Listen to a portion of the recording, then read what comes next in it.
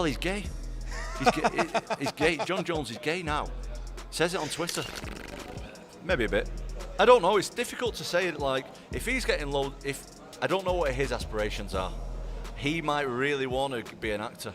Yeah. Is John Jones scared to fight you? Didn't want to fight Ngannou for 3 years. Now he's not wanting to fight me for over a year. Do you think John is ducking you? Yes. Was that Tom? I think, I said, yeah, he is. He definitely is. I think that there's just an easier path for him. And I understand it. I do understand it completely. I understand that there's bigger fights out there for him with way less risk and way more money. I understand it. But in all honesty, do I think he's ducking me? Absolutely.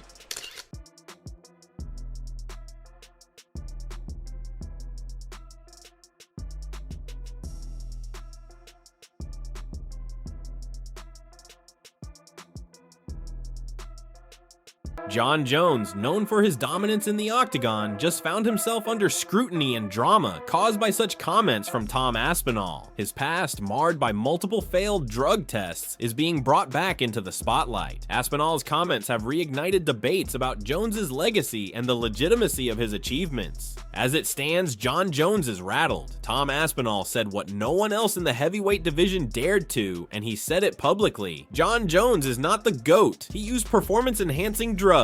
He cheated. That disqualifies you in my eyes.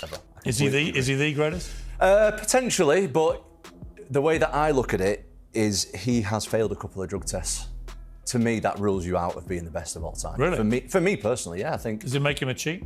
Yeah, of course it does. Yeah. If you're on steroids or whatever, I don't think he was on steroids, but he was on PED. Fans are saying that this was a passing comment, but to many, it's clear that this was a direct shot, a loaded statement from a man who isn't just calling Jones out, he's calling him outdated, overrated, and by placing question marks over his legacy, also calling him illegitimate as a champ. And Jones? Oh, he fired back. The tension between these two just crossed into personal territory, and it might be the ugliest beef John's had since Daniel Cormier, quite possibly even worse if this is how it goes on. And then just to close this chapter with Daniel Cormier, I don't even know why it was such a big thing in the first place. You know, I beat him fair and square the first time and off of steroids, and I beat him the second time off of steroids. So, This is smart by very fast hands.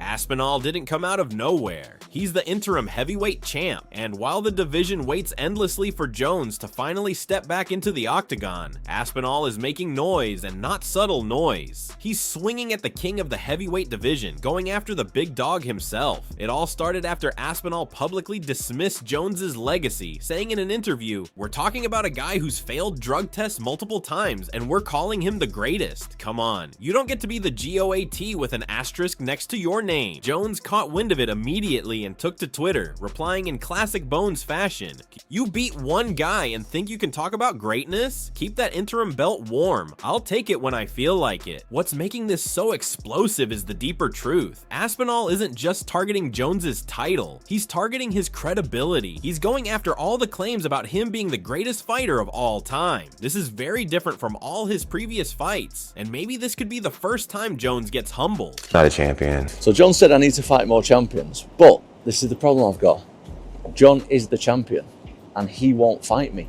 And he says that he won't fight me because it's too much of a gamble.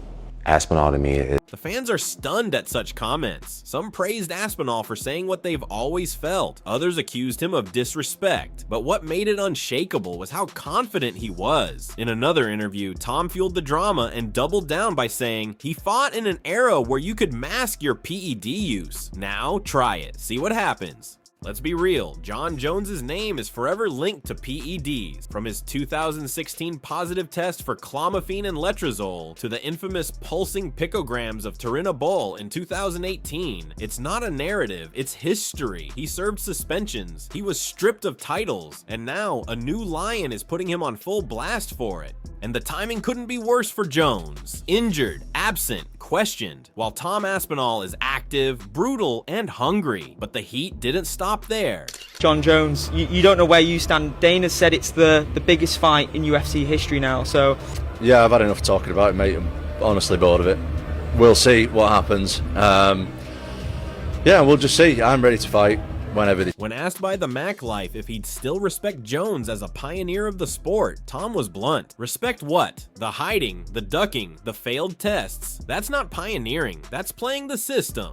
It was nuclear, and it pushed Jones to respond yet again. Jones tweeted, "Talk is cheap, you're only relevant because I'm not fighting. Call me when you defend that interim belt." But fans weren't buying the deflection. Aspinall's call out wasn't just trash talk, it was factual to the core, and it shook Jones into defense mode. And while Jones might be a master of psychological warfare in the octagon and outside it, this time it's different. Aspinall is calm, measured, and surgical with his criticism of Dana White's boy. It's a surprise, oh, John's a duck, this, that and the other.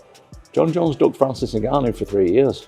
Like, don't be surprised that this guy always takes fights where he's at the advantage.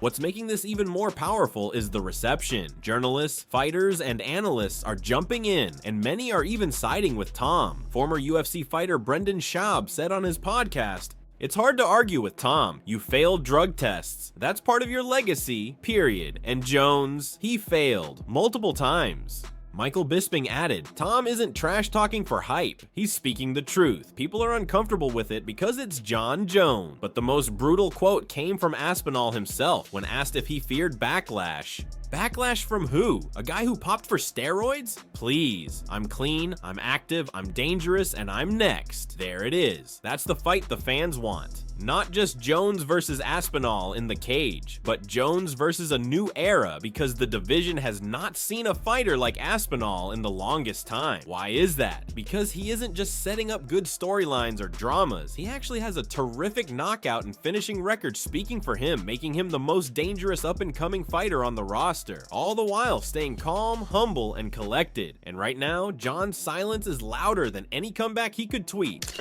And we have some negotiating to do. And if everything goes right, maybe we'll give you guys what you want to see. And what would that be? Is that heavyweight? Or is that Alex Pereira at heavyweight? What is that? What are you thinking? You know, I know that we have options. And so I'm just going to see what Uncle Dana wants and what Uncle Hunter. People forget Jon Jones has never defended his heavyweight title. He beat Cyril Gane in dominant fashion, sure, but then radio silence, injury, and now questions. Questions that Tom Aspinall is willing to shout when everyone else whispers. And this heated exchange, it's not over. He knows they exist. We'll win him. He knows they exist. That's good. That's progress. That's progress. I'll see him soon.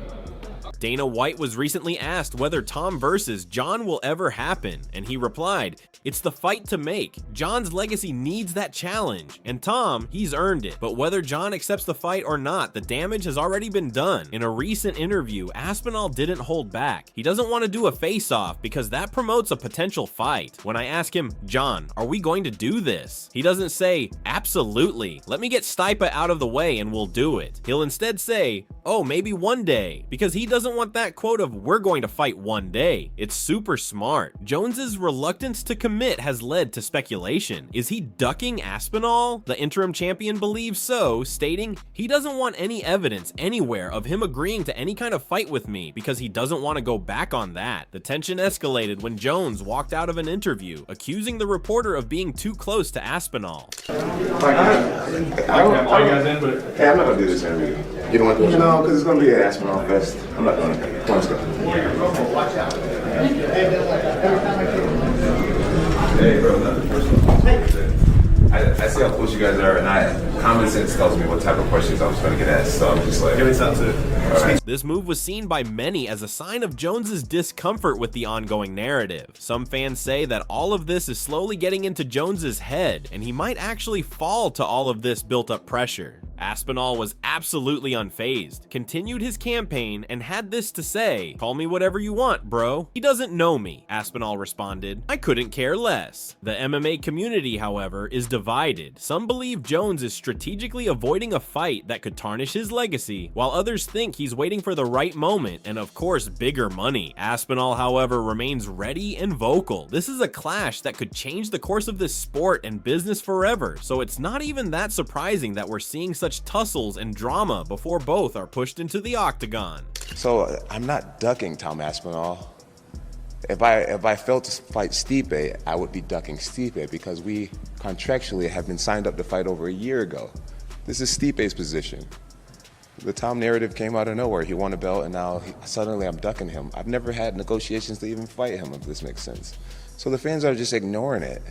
They're ignoring all logic, and they just have finally found someone that they think can compete with me, and everyone wants to see it now. Curtis Blades weighed in, stating, "You've got to fight the best to be the best." But the Englishman didn't get here with luck. He has had to work really hard for it and used every opportunity he got to make a name for himself. Tom Aspinall's insane rise in the UFC heavyweight division has positioned him as possibly the most dangerous man in all of UFC.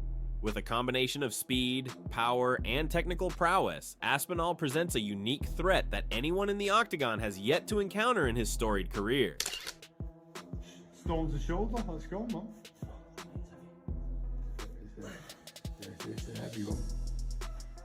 Yeah, oh, he's got up. Oh, he's got up, yeah, he's got up. Yeah, perfect. That was, hang on. Aspinall's journey in the UFC began in July 2020, and since then, he has amassed an impressive record, with most of his victories coming in the first round. His rapid finishes have not only showcased his striking power, but also his ability to capitalize on opponents' weaknesses swiftly. Legs right there. Oh, nice elbow.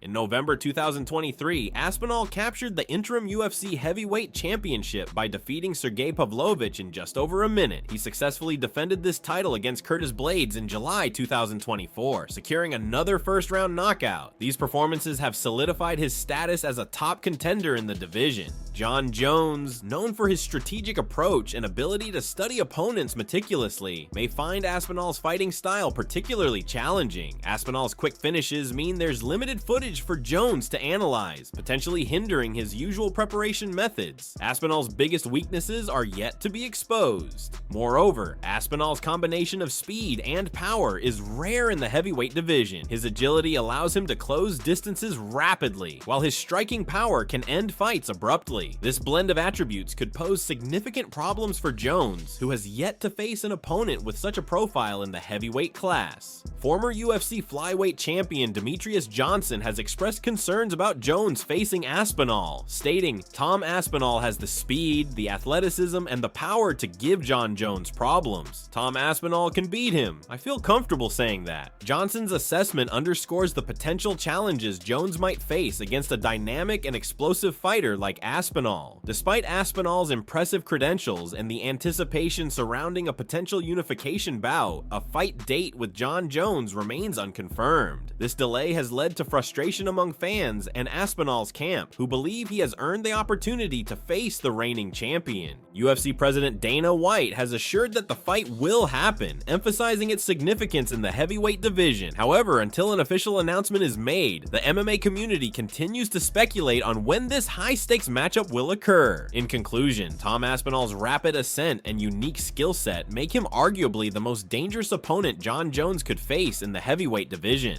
Their potential clash promises to be a defining moment in UFC history, pitting the strategic brilliance of Jones against the explosive prowess of Aspinall. As the debate rages on, fans are left wondering, will Jones step up to the challenge, or will Aspinall's words remain unanswered? What do you think? Let us know in the comments below.